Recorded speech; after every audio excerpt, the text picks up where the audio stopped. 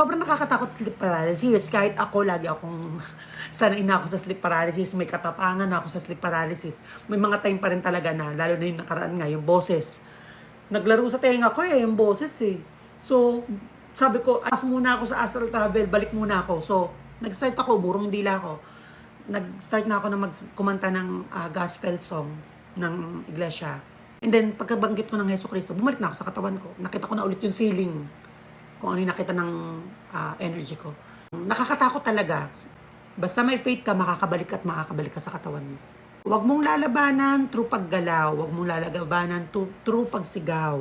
Kasi ang gusto ng mga spirit na yan ay mawalan tayo ng hininga. Gusto ng mga yan, nainggit sila sa atin. Gusto nila sila ang buhay. Nainggit yung mga yan, kaya tayo tinatakot. Kaya gusto nila mamatay tayo. Huwag nating pilitin sumigaw. Huwag nating pilitin gumalaw. Kasi pwede yung galaw ng mga daliri.